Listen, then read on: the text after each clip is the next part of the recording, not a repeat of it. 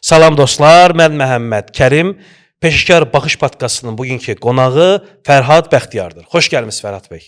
Xoş gördük Məhəmməd bəy. Dəvətiniz üçün də minnətdaram. Sizinlə burada olmaq mənim üçün çox xoşdur. Mən Fərhad Bəxtiyar, 11 ildir ki, brend strategist olaraq, mentorluq olaraq fəaliyyət göstərirəm. Bu günləri mütləq şəkildə bildirəm ki, başqa bir düşüncə tərzi yarada biləcəyik burada. Gözəl. Əslində bizim podkastımızın formatı çox maraqlıdır. Və bu podkastda biz bir çox fərqli mövzulara toxunacağıq. Və bugünkü mövzularımız da düşünürəm ki, auditoriyamız üçün, bu podkasta baxacaq yoldaşlar üçün, dostlar üçün çox effektiv olacaq. Və biz bir çox fərqli mövzuları əsas götürüb müzakirə edəcəyik və düşünürəm ki, bu mövzular həm bu video baxacaq şəxslər üçün effektiv olar, həm də ki, daha maraqlı bir şeylər onlara qatmış olarıq. Mütləq. Sizlər üçün hazırladığım bir neçə suallar var. Bu sualları istərdim ki, etap-etap siz cavablayasınız. İlk sualdan gəlin başlayaq. İnsan niyə özünü sabotaj edir? Və burada sabotaj etməyində onun nə kimi bir çıxarı var? Təşəkkür edirəm. Əslində çox gözəl sualdır. Nəyə görə? Çünki insanlar bir çox halda bir biznes həyatında və yaxud da ki, şəxsi inkişaf yolunda axtarış eləyərkən daha çox fokuslanır xarici amillərə və bir çox hallarda ki, texniki məsələlərə fokuslanır. Amma biz bir çox halda təcrübədən də görürük ki, insanların bir çox halda uğur qazana bilməməsinin əsas səbəbi onun daxili dünyasındakı olan baş verən proseslərlə bağlıdır. Və əslində ilk istiqamət olaraq qoyduğunuz sual bu şəkildə doğrudur. Çox halda yanlış istiqamətdə axtarılan suallar bizim vaxtımızı və eyni zamanda inkişafımıza mane olan proseslər olur. Ümumiyyətlə uğurun sabotaj edilməsindən öncə mən fikirləşirəm ki, ümumiyyətlə insanlar uğuru hansı gözlə baxırlar, necə görürlər uğuru? İlk sualımızı buradan verməmiz lazımdır. Çünki insanlar uğuru başqalarının uğurlarına baxaraqmı görürlər, yoxsa gerçəkdən onun iş dünyasındakı ideal mənliyi mi ortaya çıxarmaq istəyirlər? Burada əsasən çox halda görürük ki, cəmiyyətdə ən çox problem orasındadır ki, insanlar başqalarına baxaraq, başqalarının həyat tərzinə baxaraq onlardan uğur kopyalamağa çalışırlar və dolayısıyla bu uğursuzluğa gətirib çıxardır. Və buradakı əsas məsələ odur ki, bir çox halda hər zaman qeyd etdiyim məsələ var ki, insanların hər birinin mövcud vəziyyətləri fərqli təşkil edir. Hər kəs eyni şərtlərlə həyatda deyil. İstər maddi, istər də ki, imkanlar, doğulma yeri, şəhər, ölkə, bu bir çox faktorlar bunu dəyişdirir. Və insanları burada əsasən yanlışa götürən ilk amildir ki, onun uğura başqalarının həyatına baxaraq onu özünə adaptasiya eləmək və yaxud ki, onu kopyalamağa çalışmaqdır. Çünki imkanlarımıza nəzərə alaraq biz uğur yolumuzu qoymaq lazımdır. İkinci əsas məsələ isə uğuru sabotaj eləyən bir məsələ isə insanların daxili dünyasındakı olan travmalar və qorxulardır. Nəyə görə? Çünki insanlar qorxuları, məsəl üçün uğuru anlayışını çox halda insanlar həyatlarında valideynlərindən və yaxud ki, cəmiyyətdən gələn düşüncələrə görə formalaşdırırlar. Bu düşüncələr adətən uğuru daha çətin, əlçatan olmayan, hər zaman əziyyət qazanılan və yaxud da ki, çatıla bilməyəcək bir məsələ kimi görürlər və bu insanın daxili dünyasındakı uşaqlıqdan aldığı kodlar və proqramlar vasitəsilə günümüz həyatımızdakı ona görə uğurun reallaşmamasına gətirib çıxardır. İki əsas bu faktor çox önəmlidir. Gözəl. Ümumi olaraq bu uşaq vaxtı yaşadığımız travmalar, bunlar çox önəmli belə deyək də mövzular deyə düşünürəm. Bunlar bizim gələcək həyatımıza çox böyük təsir göstərir. Və bu travmaların belə deyək də müxtəlif səbəbləri olur. Misal bəzi hallarda bununla əlaqəli belə deyək də insanın inkişafı, onun həyata baxışı da tamamilə fərqli istiqamətə doğru açılır. Burada bəs valideynlərə belə deyək də, məsələn bu prosesdə valideynlərə hansı öhdəlik düşür? Onu da zəhmət deyilsə açıqlayardınız ki, məsələn valideyn maksimal dərəcədə öz övladını maksimal dərəcədə bu travmaları nə qədər uzaqlaşdıra bilər? Birincisi burada söhbət hansı yaş qrupundan söhbət gedir, o çox önəmlidir. Yəni ki, biz valideynləri hansı yetişkin kateqoriyasındakı olan insanları nəzərdə tuturuq. Çünki erkən yaşlardakı əgər tərbiyə üsulundan danışırsa bu ayrıca bir mövzudur. Bir də var ki, hansı ki müəyyən bir levelə gəlib, hansı ki həyatında müəyyən bir şeylər əldə eləyib və bunun valideynlərindən aldığı bəzi blokajlı düşüncələrinə görə o ilərləyə bilmir. Bunun üçün nəzərdə tutulan bir məsələ var. Bir də ki, eyni zamanda uşaqlıq tərbiyəsində söhbət gedir. Gəlin belə deyək də, misal baxın, deyək ki, mən bir valideynəm və mən uşaqlıq travmalarına əziyyət çəkmişəm. Hı -hı. Və öz övladımın bu prosesləri yaşamasını istəmirəm. Maksimum dərəcədə. Təbii ki, yaşayacaq, amma daha maksimum dərəcədə bunun qarşısını almağa çalışıram. Bu zaman bir valideyn olaraq hansı mərhələləri mən icra etməliyəm? Anladım. Belə. Əslində bilirsiniz, başda da qeyd etdiyim bir məsələ var. Hər zaman insan bilirsiniz doğrunu başqa bir yerdə axtarır. Yəni cəmiyyətdə və yaxud da ki, kənarda və yaxud da ki, görəsən mən bu tərbiyə üsulunu kimdən götürməliyəm, necə eləməliyəm? İnsan kənarda axtardıqları üçün içərisindəki olan, o əslində doğru olanı tapa bilmir. Burada nəyə demək istəyirəm? Ümumiyyətlə valideynlər və yaxud da ki, valideyn olan şəxslər mütləq mənada birinci insan özündən başlamalıdır.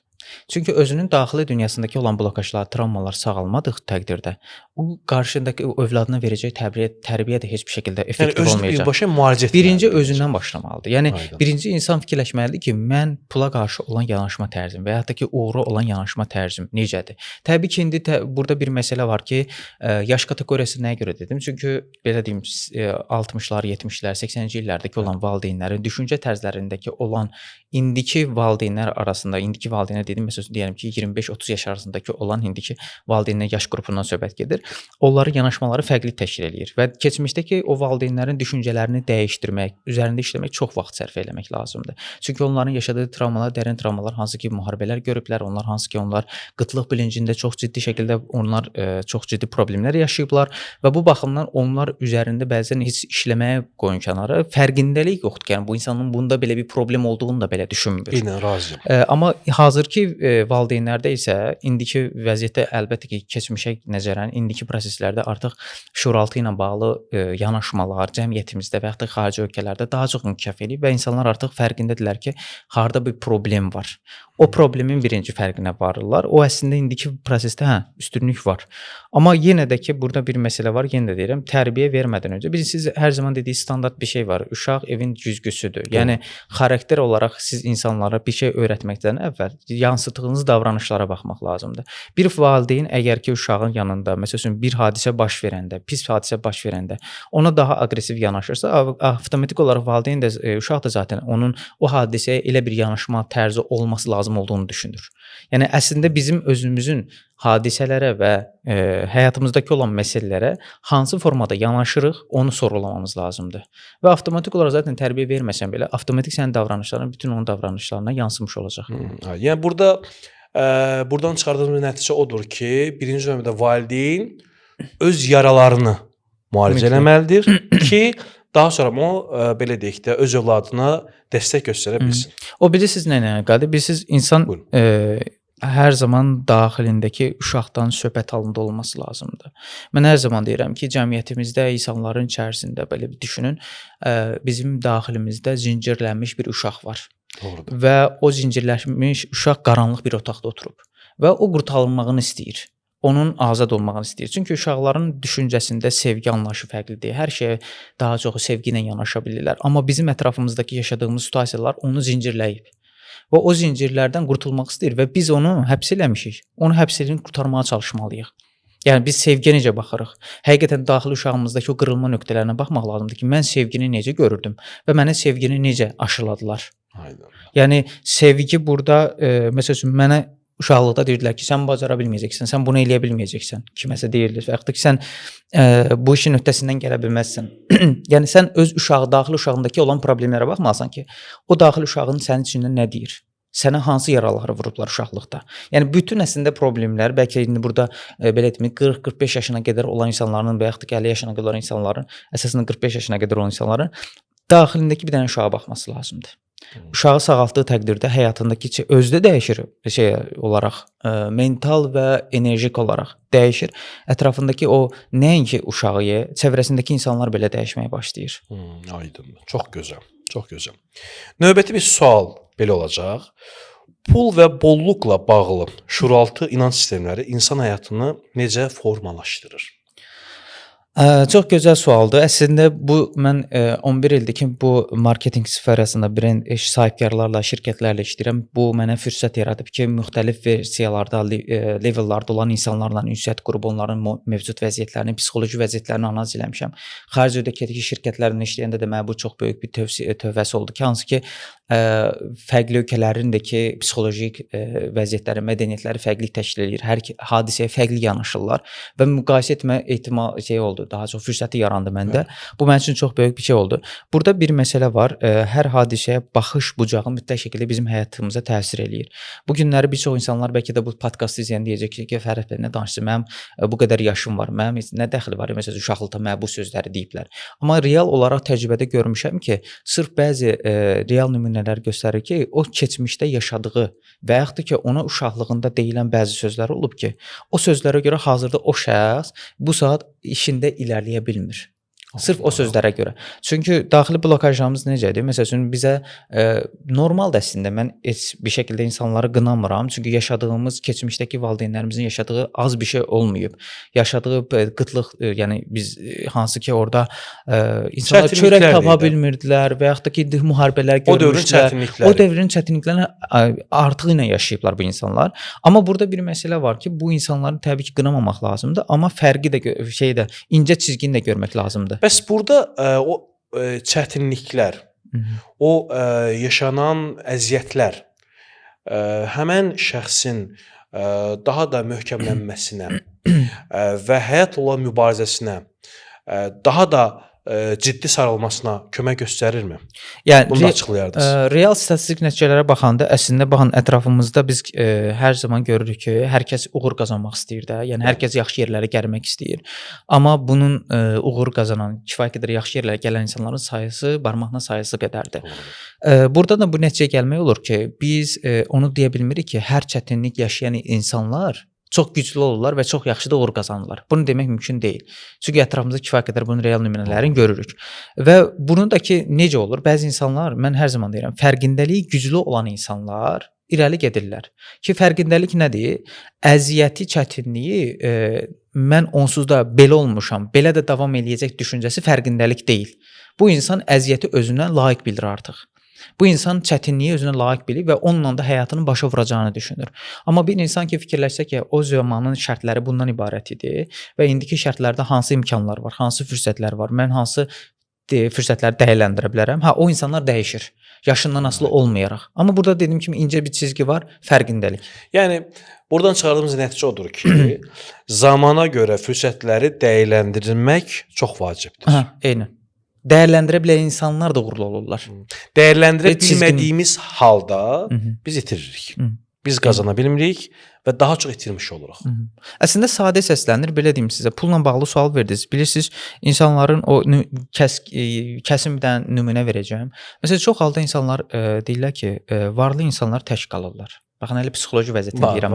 O kasıb sözləri deyir TikTokda. Bir dənə hətta şey vardı, bir güldürgülü şouda deyir ki, soruşur, deyir ki, sən Ceyli, deyir, siz yalnız qalırsınız, siz pulunuz var, indi xoşbəxt deyilsiniz ki. Deyir, niyə xoşbəxtəm mən? Deyir, bəs deyirlər ki, siz xoşbəxt olmursunuz. Deyir, yox, əslində mənim indi imkanlarım, çevrəm dəyişib. Yəni, bilirsiniz necədir? İnsan itirmək şeyinə belə müsbət şəkildə yanaşmalıdır. Məsələn, burada qorxu nədir əsas? Məsələn, psixoloji vəziyyət nədir? Mən varlansam tək qalacam, əzizlərim, yaxınlarım məndən uzaqlaşacaq. Düzdür?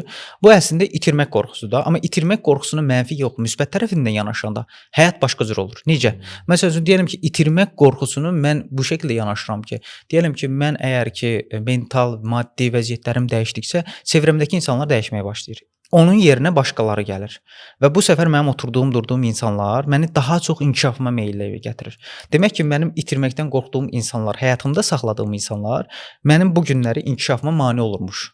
Və mən o insanları çıxarmadığım üçün mən o itirmə qorxusuna görə yerinə başqalarını da gətirə bilmirəm. Bu günləri məsələn insanlar var ki, imkanları var, amma zəngin şeylərə, lüks məkanlara gedə bilmirlər. Yox, özünü yaraşdırmır oranı. Oranı layiq görmür. Yəni məsələ əslində burada psixoloji vəziyyətdə var. Bəs belə bir şey deyə bilərikmi bəy? Pul qorxaq adamları sevmir. Mütləq. Bunu bu şəkildə tamamlamaq olarmı? Pul qorxaq adamları sevmir. Mütləq. Aydındır. Növbəti bir suala yaratmış olum. İnsanlarda xüsusən bu qorxulardan danışırıqsa, bunu da mütləq vermək istəyirəm. İnsanlarda uğur qorxusu paradoksu niyə var? Niyə biz uğur qorxusunu yaşayırıq? Bunu zəhmət etsə açıqlayardınız. Bilirsiniz, insanlar iki cürdür. Həm uğur qazanmaq istəyirlər, həm də uğursuzluqdan qorxurlar. Bəli. Hər ikisi də var əslində. Yəni uğursuz həyatında istədiyi nöqtəyə gəlib çatmayan insana heç vaxt danışdırsan deməz ki, mən uğurlu olmaq istəmirəm. Yəni bunun içərisində var və biz istəyirik. Amma burada bir məsələ var. Uğursuzluq paradoksu nədir? Bilirsiniz, uğursuzluqla bağlı yenə deyirəm, hər şey bizim daxili dünyamızda yatır. Biz əgər düşüncələrimizi düzgün şəkildə müsbət mənada fokuslandığımızda biz artıq uğura daha fərqli formada baxmağa çalışırıq. Uğursuzluq əslində necə formalaşdırır? Uğursuzluq əslində burada bir şey gətirir ki, insan başqaları tərəfindən qınanaram məsələn üçün düşüncəsi formalaşır. Və yaxud da ki, mən yanlış eləsəm, məni filankəs dostum var, filankəs insan var, deyəcək ya buna bax uğursuz oldu. Və yaxud da ki, o həyatındakı qınanacağını düşünür. Cəmiyyətin düşüncələrini həyatın mərkəzinə alıb. Və ona görə də ki, uğursuz olmaq qorxusuna görə bu insanlarda risk eləyə bilmir. Komfort zonasından da çıxa bilmirlər. Yəni uğursuz olmasının əsas səbəbi daxili dünyasındakı insanların düşüncəsini öz mərkəzinə qoyması ilə bərabərdir. Yəni Aynen. onları həyatımızdan çıxara bilsək ki, bunun da ki sadə üsulları var. Misal. Məsələn üçün sadə üsul odur ki, məsələn üçün birinci insan nə qədər ki desə ki, ay yox bu düşüncə mənə aid deyil. Bəzən fərqinə də varır ki, bu düşüncə mənə aid deyil, falan kəsə aiddir. Bunu fərqindəlik göstərir. Məsələn üçün biz daxili dünyamızdakı hər zaman deyirəm uşaqlığımızdan danışmalıyıq, iç dünyamızda danışmalıyıq. Bu əslində dəlilik əlaməti deyil. Sadəcə insan o qədər yalnızlaşıb ki, insan artıq öz səsini susdurub, tamamilə susdurub. İnsan öz səsini eşitmir artıq içəridə. Bəzən də çox üzrlü sayı sözü kəsdim. Bəzən də belə bir şey misal eşidirəm. Deyir tək qaldıqda saatın o belə deyək, əqrəbinin səsi məni qorxuzur. Yəni o qədər çox doğru vurğuladınız. O qədər biz öz daxili səsimizi məhdudlaşdırmışıq ki, artıq kənardan gələn belə deyək bir səsi daxilimizdəki bir səs kimi algılayır və qorxuruq. Əsl. Yəni məsələ odur ki, bizim indi yanlışa düşməmizin əsas səbəbi nədir? Biz öz daxili dünyamızdakı iç səsimizlə cəmiyyətin və yaxud da yaxınlarımızın, valideynlərimizin kiminsə ola bilər də. Yenə də deyirəm, burada valideynləri falan hədəf almıram, qınamıram da. Hər kəsin mövcud vəziyyətləri fərqlidir, hər kəsə hörmətlə yanaşıram. Ancaq məsələ burasındadır ki, bu insanların düşüncələrini ayırd etmək lazımdır içimizdə. Mən özüm ideal mənliyimi necə görürəm, insanlar mənim ideal mənliyimi necə görürlər? İlk sualımızı bu verdiyimizdə və bunları yazıya tökə bilər insanlar və yaxud da yaza bilər, özü ilə danışa bilər birə-bir və özünü sakit bir yerə çəkib özünlə bağlı baş-başa qalmalıdır. Və o anda artıq ayırd olunacaq ki, mən nə istəyirəm, onlar nə istəyirlər. Və ideal mənlik məsələsi, ideal mənlik varmı? Bilirsiniz, ideal olmaq elə də asan bir şey deyil və bu mənə görə şəxsən, bu mənim subyektiv fikrimdir. Mənə görə ideal olmaq bir bədbəxtçilikdir. Çünki ideal olmaq əslində hər şeydən narazı olmaqdır. Çünki sən ideal olmağa çalışırsansa, təbii ki, daha çox narazılıqları öz çiynivə almış olursan. Bəs ideal mənlikdə necə? İdeal mənlik nə qədər doğru və effektivdir? Zəhmət deyilsə bunu açıqlayardınız. Bilirsiniz necədir? Hər kəsin ideal mənlik anlayışı fərqlilik təşkil eləyir. Yəni hər kəs eyni anlamları yükləyə bilməz. Sadəcə burada sizdə də düşüncənin bu şəkildə olmasının səbəbi odur ki, ümumi ideal mənlik anlayışı çıxardılıb cəmiyyətdə və ideal mənliyi kimlərisə gözündə görürük. Kimlərisə həyatın görürük və bu bizi bədbəxtçilik kimi göstərir. Kimlərsə həyatı çox zəngin yaşayır, lüks həyatın yaşayır və görürsən ki, yox, bu insanlar belədir və yaxud da ki, görürsüz həyatlarında bəzi etik olmayan, əxlaqi olmayan şeylər də görürsüz və deyirsiniz ki, ideal mənlik budur, o zaman mən ideal mənlik olmaq istəmirəm. Yəni bizim axtardığımız ideal mənlik əslində nədir? Onu soruşmaq lazımdır içimizdə. Çox maraqlı. Yəni biz başqalarının düşüncəsindəki olan ideal mənliyi özümüzdən qarışdıranda əlbəttə ki, bizə bədbəxtçilik gətirə bilər. Çünki onun ideal mənliyi mənim iç dünyamdan eynilik təşkil eləyə bilməz axı. Bəs biz öz daxilimizdəki, yəni ümumi olaraq götürək də, ideal mənliyi necə tapa bilərik? Bu da çox maraqlı bir sualdır. Əla. İdeal mənliyi tapmaq üçün birinci bilirsiniz necədir? İdealı axtarmaq yerinə birinci bizim fokuslandığımız məsələ o deyil əslində. Biz hər zaman çalışırıq ki, ideal mənliyin xaricində özümüzün içərimizdəki olan boşluqları, travmaları, qorxuları və bizə deyilən proqramları, yüklənən proqramları aşkarlamaqdır. Və birinci məsələni aşkarladıqdan sonra artıq biz qənaətinə gəlirik ki, bunlar bizə aid deyil, filan kəslərə aiddir və bunları buraxıb onun yerinə müsbət hansı ki affirmasiyalar ola bilər, meditasiyalar ola bilər, təlqinlər ola bilər, onların yerinə yeni proqramlar yükləyirik. Elə bir kodlaşdırırıq onları. Və biz artıq o proqramlardan birinci qurtulduq, keçmiş proqramlarımızdan. Ondan sonraki bilirsiniz ideal mənlik anlayışı. Baxın, belə bir şey də var. Sizin dediyiniz əslində şeyə bənzəyir. Uğurla xoşbəxtlik anlayışına bənzəyir. Bu nə deməkdir? Bilirsiniz, bir çox insanlar uğur qazanır, amma xoşbəxt ola bilmirlər. Məsələ orasındadır. Misal, nəyə görə? Məsələn üçün, deyəlim ki, adam deyəlim ki, 1 milyon dollar pul qazanmaq istəyir, məsələn üçün deyəlim. Və 1 milyon dollar pul qazana bilmir. Hədəf qoyub, məsələn, deyəlim 1000 manat qazanırsa 5000 manat qazanır və yaxud da ki 10000 manat qazanır. Bunun üçün o uğur sayılmır əslində. Nəyə görə sayılmır? Çünki bilirsiniz, ideal mənliyin yoluna fokuslanmaq deyə bir şey var. Xoşbəxtliyin əsas sirri zaten ordadır. Biz xoşbəxtliyin sirrini orada kəşf edirik ki, biz yolda gedirik və hər şeyi Allaha həvalə etmişik. Biz heç bir şəkildə nəyəsə gözlənti içərisində olmuruq. Əgər mən 1 milyon dollar hədəfim varsa, bu mənim üçün uğur deyil. Bu mənim üçün sadəcə yolda gedirəm. O mənə bir gün nə vaxtsa olacaqsa olacaq. Bu mənim getdiyim yolda mənim üçün uğur sayılacaq. Məni xoşbəxt hiss eləyəcək bir hissdir. O zaman uğuru biz maddiyyatla əlaqələndirməməliyik. Ya necə? Maddiyyatla bilirsiniz necədir? İnsan ümumiyyətlə nəyə xoşbəxt görürsə özündə əlaqələndirilə bilər. Pul insana bədbəxtçilik gətirmir. Pul insana fərqli yollarda insana xoşbəxtlik gətirir. Amma xoşbəxtliyi hansı formada görürük biz? Pul sadəcə bir vasitələrdən birisidir. Bizi xoşbəxt edəcək bir vasitədən biridir. Amma pulu tamamilə 100 milyon dollarım olmasa mən xoşbəxt olmayacağam düşüncəsi olarsa, əlbəttə ki, pul burada artıq insanın düşüncəsində başqa bir şeyə çevrilib, onun mərkəzində qoyulub o düşüncə. Aydın. Məsələ orasındadır. Yəni insanın birincisi yenə deyirəm, uğuru, xoşbəxtliyi ayırd edəcək bir əsas nüans odur ki, mən gedirəm, məsələn mənim hədəfim var. Mən deyirəm ki, Amerikada yaşamaq istəyirəm. Mənim bu qədər bir şirkətimdə insanlar var, bu qədər işləyirlər, böyük şirkətlərlə işləyirəm. Məsələn, mütəxəssisdir. Bəlkə də insanlara deyə bilər ki, "Ay sən normal insanlar da var da." Deyir ki, qardaşım, mən aya 1000 manat pul qazanıram. Mənim harama yaraşır ki, gedim bu qədər pul kazanım. Sən dediyin şey elə bilirsən ki, biraz cəfəngiyatdır da. Yəni insanlara belə bir düşüncə gəlir də. Uğuru biz bu şəkildə düşünəndə burada 2 dənə əsas amil var. Birincisi zehnimiz və bir şuuraltımız. Zehnimiz əslində bizim dediyimiz şey cəmiyyətdəki imkanlar və bizim mövcud vəziyyətimizdəki imkanlar. Və bu imkanları da ki biz baxdığımızda biz əslində sadəcə müəyyən bir çərçivədə onları əldə eləmiş oluruq öz zehnimizdə. A-dan sonra B gələcək, B-dən sonra C gələcək və bundan sonra hansısa bəlkə ölənə yaxın 100 milyon dollar əldə eləyə bilərəm məsələn üçün. Amma şuuraltımıza baxanda isə bizə şuuraltımız deyir ki bunlar da enerji ilə birbaşa əlaqəlidir. Şuuraltımız deyir ki, sən hədəfini qoy və sən hədəfinə çatmaq üçün sadəcə burax, ona fokuslanma nə zaman gerçəkləşəcək. Sən sadəcə onun enerjini yüksəltməyə çalış, yoluna fokuslan, əziyyət çək. Əziyyət. O şey gələcək. O əziyyət çəkməyə gələcəm. O əziyyət çəkmək çox aktual bir hissədir. Oranı inşallah geniş müzakirə eləyək. Növbəti bir sualım belə olacaq. Şuuraltını dəyişdirmək real həyatda necə mümkündür? İndi şuuraltıdan biz danışırıqsa, misal deyək ki, mən bunu kifayət qədər ətrafımda görmüşəm. Şuuraltısına yerləşdirir ki, bu belə olacaq, bu belə olacaq və həqiqətən də bu belə olur. İndi siz təbii ki, bir mütəxəssis olaraq bunu daha aydın və daha geniş elmi şəkildə açıqlayacaqsınız. Amma mən sadəcə ətrafımda olan hadisələrdən belə bir nəticə çıxarmış oluram ki, misal şuuraltısında bunu artıq bu şəkildə görür ki, misal məsələn mən bir müddət sonra deyək ki, biznesimi itirəcəm. O deyir, çox ağlama. Çox ağlayır, axırda biznesini itirir.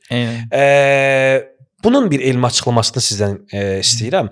Bir də bunu şuuraltımızı biz necə dəyişdirə bilərik? Misal, o adam necə bunu dəyişdirsin ki, artıq o hadisə baş verməsin. Buyurun. Başa düşdüm. Əslində belə deyim sizə, bizim beynimiz sinir sistemləri ilə əlaqəlidir. Yəni biz bunun şahidi oluruq ki, insanlar həyatımızda sinir sistemlərinə müəyyən bir proqramlar, düşüncələr, təlqinlər, müsbət affirmasiyalar filan yüklədiyimizdə zamanlı bir şəkildə bizim mental hansı ki şuursal olaraq frekansımız, enerji alanımız dəyişməyə başlayır.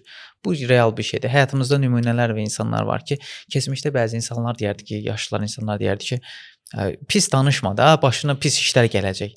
Əslində bu doğru şəkildə deyilmiş bir şeydir, amma bu günləri bizim elmi şəkildə açıqladığımız şeylər də odur ki, biz hər zaman müsbət düşünməyə çalışırıq. Amma burada da bir dənə incə nüans var. Buyurun. Yəni burada bir şey aydınlaşdırdıq ki, biz düşüncə tərzimizi bizim beynimizdəki sinir sistemlərinə müəyyən bir proqramlar yükləyərək elmi yanaşmada bunu dəyişdirə bilirik. Aynen. Bu gerçəkdir. Bir də bir problem var. Ümumiyyətlə Azərbaycanda təəssüflər olsun ki, həm müsbət tərəfləri var, mənfi tərəfində qeyd edəcəm. Müsbət tərəfi odur ki, düzdür, artıq insanların həyatlarında şuuraltı terapistlər var. İnsanlar artıq bunu yaxın Türkiyə ölkəsindən tutmuş, oradan və yaxud da Azərbaycanda yerli bazarda filan bu sahədə fəaliyyət göstərən insanlar var. Heç kimi hədəf almıram, sadəcə yaşanan real təcrübələri deyəcəm sizə. Baxın, ümumiyyətlə bizim həyatımızda düzdür, təlqinlər, affirmasiyalar çox önəmlidir. Biz beynimizin sinir sistemlərini müəyyən bir kodlar yerləşdirib dəyişdirə bilirik. Amma çoxlarında da bu əks təsir verir. Necə əks təsir verir? Depressiyaya qədər gətirib düşərdir.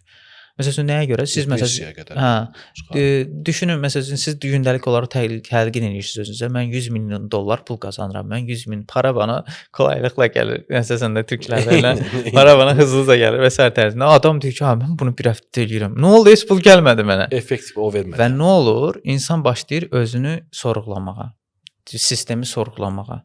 Amma sistem elə işləyir, elə işləmir. Problem ordadır. İnsanlara sadəcə səhv istiqamət verirlər. Səhv istiqamətdir. Çünki mən yenə də deyirəm, baxın, insanların hər birinin daxili dünyası, ideal mənliyi fərqlidir. Hər kəsin yaşanmışlığı, yaşadığı qorxular, travmalar fərqlidir. Hər kəsə eyni işləmir o sistemlər. Ona görə hər bir halda insanların daxili dünyasındakı o uşaq ki var, o blokajları ortadan qaldırıb sonra insanlar o təlqinləri, affirmasiyalar çalışmaları eləməlidir. Yoxsa əks halda onun əks təsiri çox ciddi şəkildə insanları gətirib çıxardır. Mən dəfələrlə çox insanlarla bəzilərlə işləyəndə də görmüşəm. Deyir, Fərəd bəy, mən çox bu şeylərdən işləmişəm. Gündəlik onu güzgün qabağına keçirəm, bunu eləyirəm. Ay mən gözələm, mən beləyəm filandır. O nəticə vermir. Heç nə dəyişiklik olmur. Mən o insanlara heç bir şey demirəm. Sadəcə bir dənə dediyim şey odur ki, sən özündən baş-başa qalmırsan.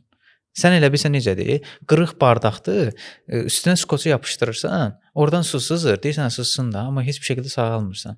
Çünki sən o qırıq bardağın nəyə görə sındığını bilmirsən heç. Oradan başlamaq lazımdır. Sındığını bilmirsən, sən harda sınmısan? Harda sənə ilk söz bu deyilib? Nəyə görə bu şeyləri yaşayırsan? Yəni o şeyləri soruladıqdan sonra artıq insanların beyni dəyişməyə, zehni dəyişməyə başlayır. Belə bir şey deyim.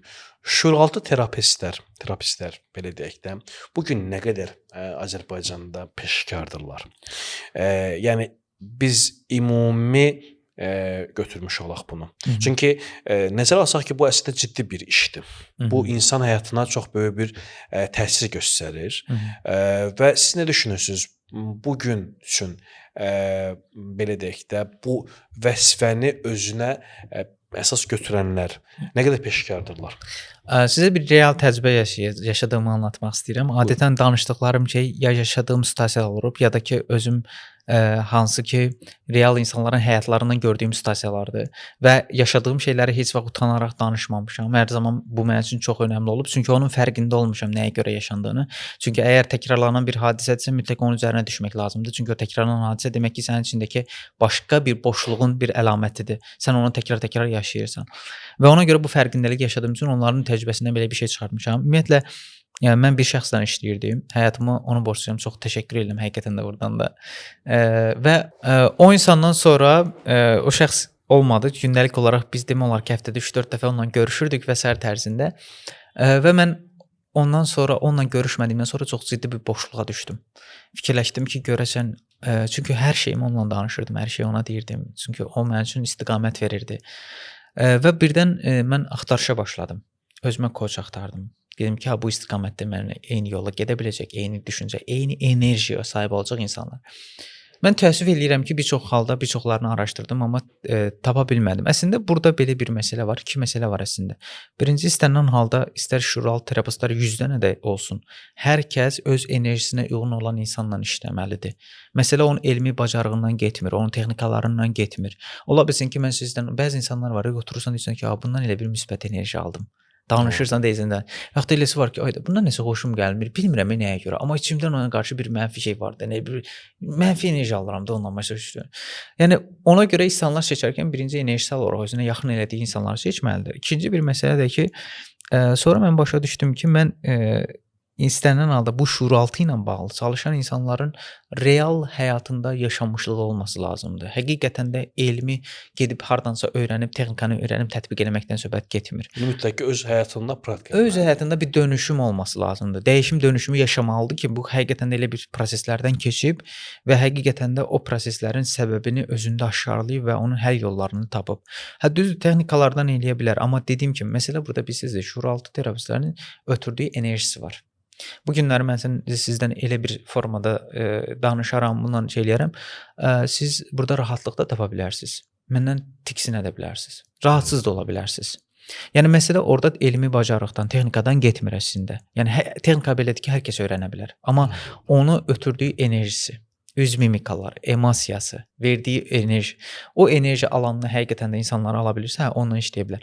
Mən tapa bilməməyimin səbəbi sırf öz enerjimə uyğun olan insanları tapa bilməməklə bağlı idi. Bir də ki, real həyatını mən insanların görməmişəm. O insanlar həqiqətən də pulla bağlı olsun, mənəviyyatla bağlı olsun və yaxud da digər hansı ki, münasibətlər ola bilər və s. Onların şahidi olmadığım üçün onlar mənə texnikaları cazib gəlmədi. Texnikaları hər kəs öyrənə bilir, amma o şəkildə. Demək istədiyim odur ki, bir çox halda gördüyüm əsas problem odur ki, çoxları təlim, kurs alaraq işlərə başlayırlar. Ki bu əslində sadəcə bilirsiniz necədir? Bu praqmatik yanaşmadır. Bu insanlardan sadəcə gəlir əldə etmək üsuludur. Bir şuuraltı terapevtin bir ailə missiyası olur. Mən insanların həyatına toxacam, insanların həyatını dəyişdirəcəm və s. Yəni çoxlarında heç birini hədəf almıram. Hər kəsin elminə, bacarığına hörmətlə yanaşıram. Amma gördüyüm odur ki, sırf çoxları əsasən sadəcə məsələyə daha çox pul məsələsi ilə baxırlar. Maddiyyat yönümlü düşünürlər. Maddiyyat yönümlü düşünürlər. Aydındır. Növbəti bir sualım bu olacaq ki, biz travmalardan danışdıq, amma mən bu sualı da istərdim ki, siz cavablandırasınız. Travmalar insanın biznes və şəxsi həyatında qərar vermə mexanizminə nə qədər təsir göstərir? Yəni, bu prosesi siz necə düşünürsünüz? Buyurun. Əslində bilirsiniz necədir? Real yaşadığım bir nümunəni deyəcəm sizə. Ümumiyyətlə, travmalar bizim düşüncələrimizi, biznes həyatımıza çox ciddi böyük təsiri var. Onu dəfələrlə görmüşəm. Öz həyatımda da yaşamışam. Real olaraq yaşamışam. Mən bu şuuraltı ilə tanış olmadan öncə, 2 il bundan öncə pula qarşı fərqli yanaşırdım. Həyatımda fərqli yanaşırdım, münasibətlərə fərqli yanaşırdım.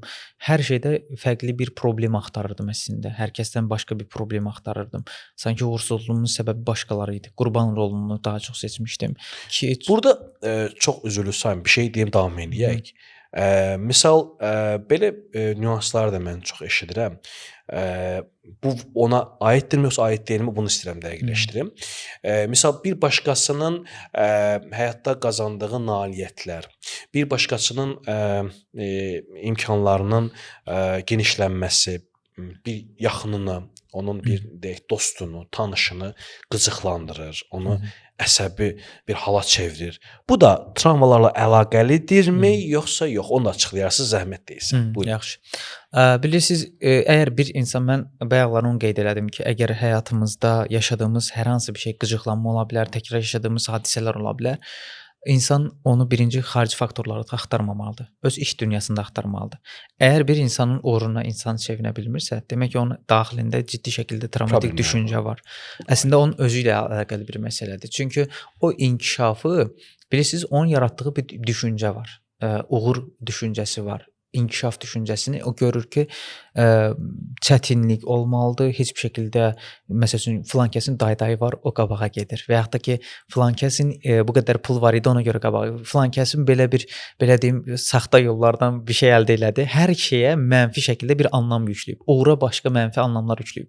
Və o görür ki, o insan uğurlu olur. o uğurda ki özünün yaratdığı bir uğur anlayışı var deyə ona görə onu ona yükləyir. Aydındır. Yəni onun əslində dönüb baxması lazımdır ki, mən həqiqətən də pula necə yanaşıram? Yəni pulun kirli olduğunu düşünürəm. Pul gələndə insan təkmi qalacaq. Pul insanı xoşbəxt etməyəcək. Bu şeyləri o orada özü üçün yaratdığı bir dünyada həmən insana yükləyir. Aydın. O fikirləşir ki, o insan xoşbəxt deyil. O insan saxta yollardan pul qazanıb.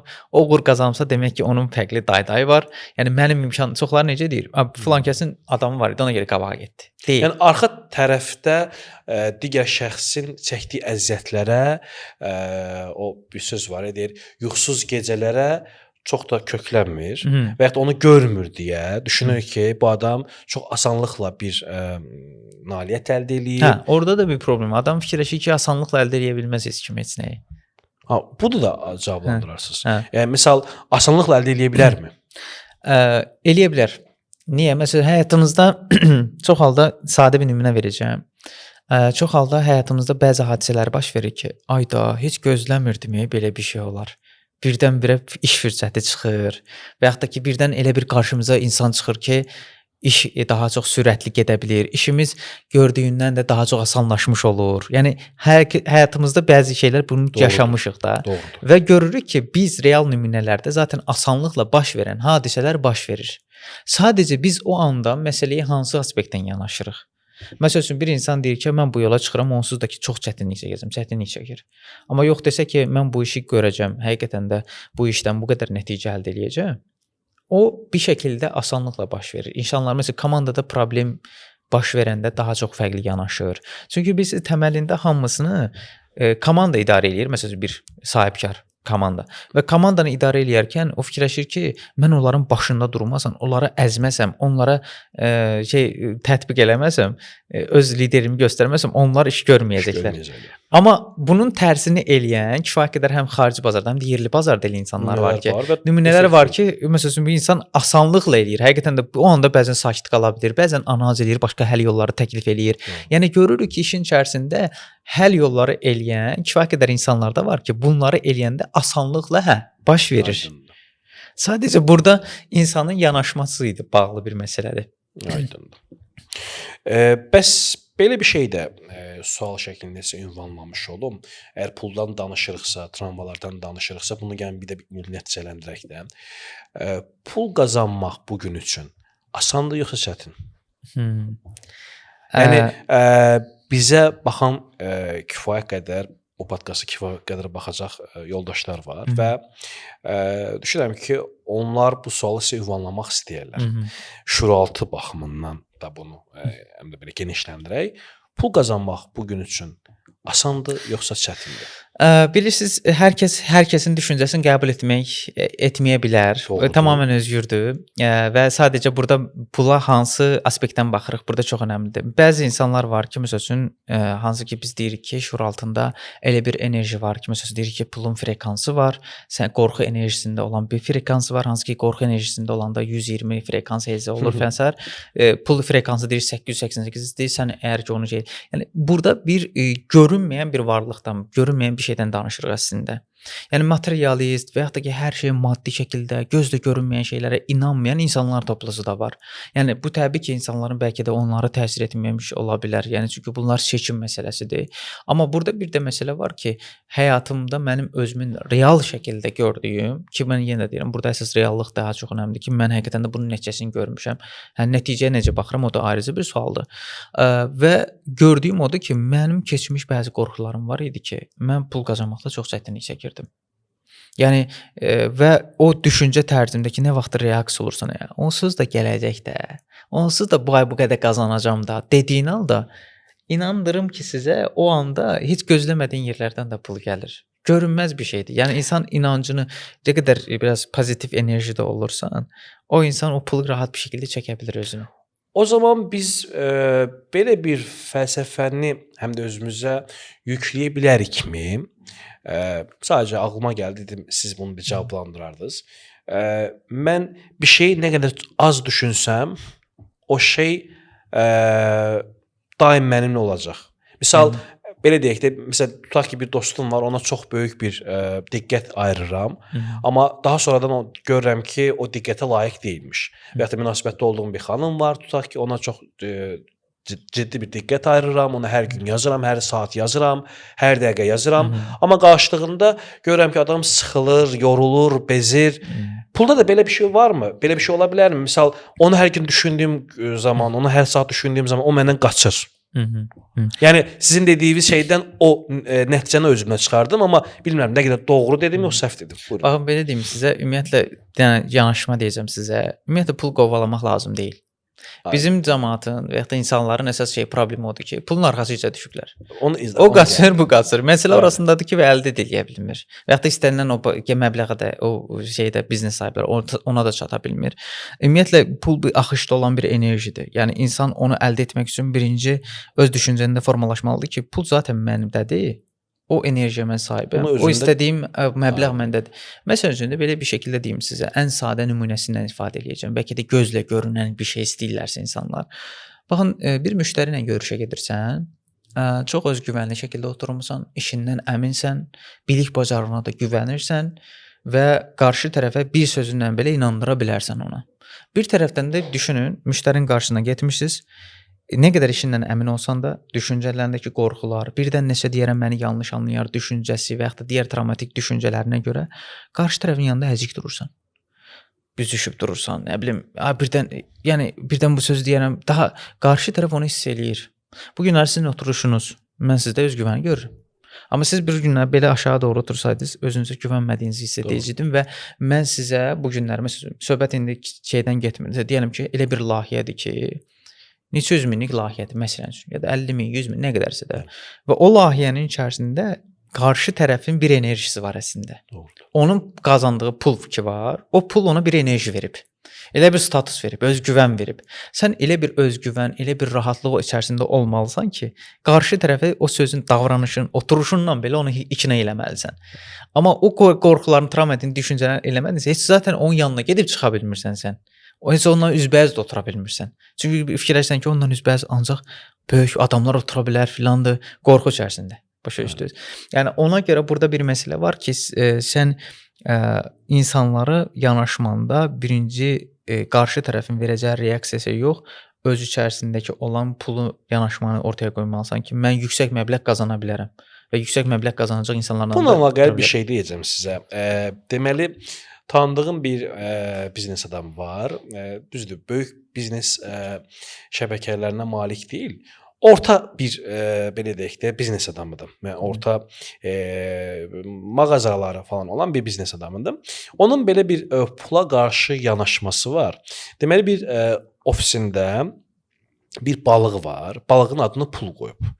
Mən bir dəfə ondan görüşə getdim. Dedi ki, gözlə bir dəqiqə mən pul yemləyib gəlirəm. Anlaya bilmədim ki, necə yəni pul yemləmək nədir? Dedi, mənim balığımın adı puldur. Mən onu hər gün yemləyirəm və hər gün ona deyirəm pul gəl, pul gəl, pul gəl. Yəni bu da adamın başqa bir belə deyək də pula olan yanaşmasıdır. Yəni şuur altında bu adam bəlkə də misal bu mesajı ilə bəlkə də mən yenə deyirəm, mənə çox qeyri-adi gəldi ki, bu adamın balığına niyə pul adı qoyulsun və niyə bunu yəni bu adla çağırsın və pul gəl desin. Dedi, mən bunu təcrübədən keçirmişəm və bu mənə bir xeyli belə deyək də təsir qatıb.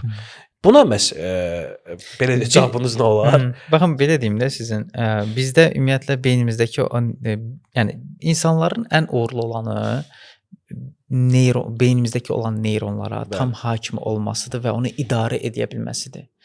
O idarə eləyə bilməsidir ki, məsələn, bizdə sevinç olanda başqa bir hormonlar aktivləşir və yaxud da ki, uğur qazananda başqa bir olur.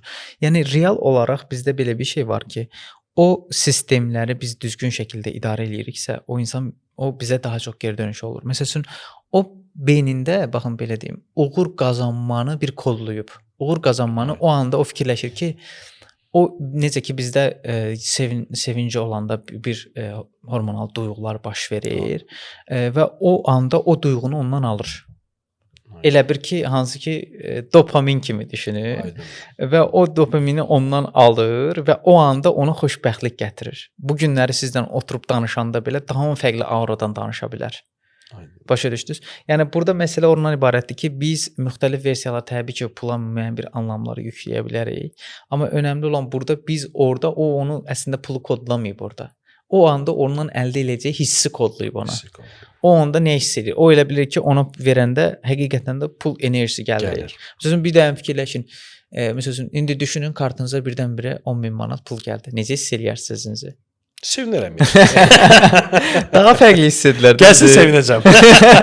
Yəni bu da elə bir şeydir. O hissi insanın içində tutduqsa, o görünməyən bir enerji alanı var da. Məsəl üçün deyəlim ki, nümunə göstər. Ən sadə üsulla baş salmağa çalışıram ki, insanlar daha anlaşılır olsun. Məsəl üçün elektrikdir də, yəni fizikada bir qanun var. Enerji bir məsəl üçün deyəlim ki, biz insan televizoru taxanda müəyyən bir balans var da. O balans sonra toplananda artıq o enerjidə televizorda tok gəlir və o işləyir.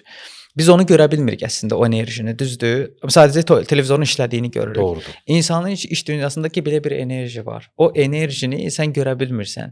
O frekans alanı, o enerji alanı yüksəldiksə, görünməyən şəkildə birdən-birə televizordan çıxan görüntü kimi həyatımızda baş verən fərqli görüntülər çıxır ortaya. Aydın. Sürpriz şeylər çıxır.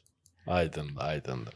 Bu Leo Bankın bu ödənişlə əlaqəli məsələn biri sizə bir ödəniş elədikdə Leo Bankda bir səs var da.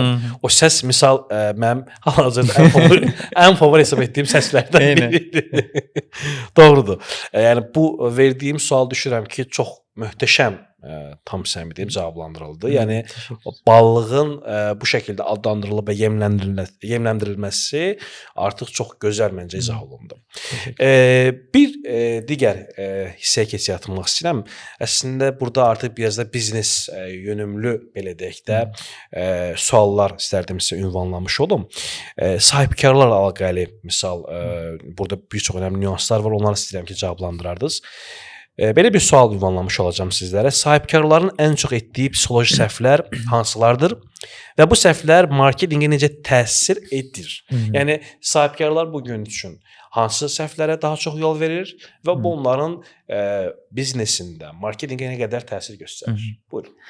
Əslində ikinci mərhələ üçün çox kifayət qədər yaxşı bir sualdır. Çünki biz artıq birinci etapda başa düşdük ki, biz biznesimizi inkişaf etdirmək üçün ilk öncə özümüzdən başlamalıyıq. Daxili dünyamızı, hansı ki onları şəfalandırmalıyıq, onları travmatik düşüncəmizi yeni kodlar göstərməliyik. İndi əsas məsələ odur ki, deyin biz necə pul qazanacağıq? Əsas problem oradadır. Təbii ki, burada bir məsələ var. Ümumiyyətlə biz marketinqdə insanlarla sahibkarlarla işləyəndə təbii burada bəzi ciddi gördüm. Bir neçəsini qeyd edəcəm sadəcə. Bilirsiniz, insanlar bu gedişatda müxtəlif cür rəqəmlərə fokuslanırlar və yaxud da ki, deyəlim ki, insanların qərar verməklə bağlı olan psixolojik vəziyyətini analiz eləmirlər. Nəyə görə? Məsələn, deyirəm ki, bir sahibkar telefon mağazası var, telefon satır məsələn deyəlim. Bu fikirləşir ki, telefondur da, hamının ehtiyacı var. Yəni hamı necədirsə gələcək alacaq. Əslində bu ənənəvi satış üsuludur. Gedirsən mağazaya, baxırsan o anda hansı ehtiyacın varsa onu götürürsən, çıxırsan. Amma marketinqi sosial mediada insanların psixologiyası bu şəkildə işləmir. Neuroekonomik araşdırmalarına baxmışdım keçən səfər. Orada da bir araşdırma var idi. Təsdiqləyirdi ki, insanlar emosional olaraq qərar verirlər, məntiqi olaraq düşünürlər. Yəni insanlara təsir eləmək üçün biz düşünmürlər ki, biz onlara sadəcə məhsulumuzu, funksiyalarını, keyfiyyətini vurğulamaqla insanlara təsir eləyə bilmərik. Bir marka dəyəri yaradılması lazımdır. Yəni o insanlara hansı mesajı hiss ötürəcək? Bir var ki, mən deyəlim ki, məsələn deyirəm, telefondur, funksiyalarını göstərsən. Bir də ki, belə bir şəkildə düşünün. 2 dənə obraz var. Hansı ki, burada ana ilə oğul məsələn. Və ana ilə oğul obrazı belə canlandırır ki, insan ona zəng eləyir, anası zəng eləyir, başlayır aralarında duyğusal bir şeylər keçir, oğlunun ötürün, oğul da xaricdə olur və s. tərzində belə bir ssenari qurulur. Təbii ki, burada artıq telefon faktoru rol oynamır. Burada bir emosiya var, düşüncə var, hekayə var ki, mən o telefonu alanda, o markanı alanda hansı hissi keçirdəcəm? Bu təbii ki, bu nümunələrdən birisidir. Yəni insanların, sahibkarların ən ciddi problemi insanların alıcı qabiliyyətinin necə bir qərar verdiklərini tam şəkildə analiz edə bilmirlər. Analitik düşünürlər, amma insanlar da analitik fikirləşmir. Aydın. Növbəti bir sualım burada bizneslə əlaqəli. Satışda insan psixologiyası hansı rolu oynayır? Yəni bu sual da çox önəmli bir sualdır. Xüsusən biznes üçün bir önəm kəsb edir. Bu sualı bəs necə cavablandırardınız? Bilirsiniz, ümumiyyətlə sosial media hər zaman deyirəm, psixologiya və sosiologiya ilə əlaqəli bir elmdir. Yəni elm kimi də deyirəm. Çünki alqoritması belə Instagram və ya da Facebookun insanların psixologiyasına görə formalaşdırılıb.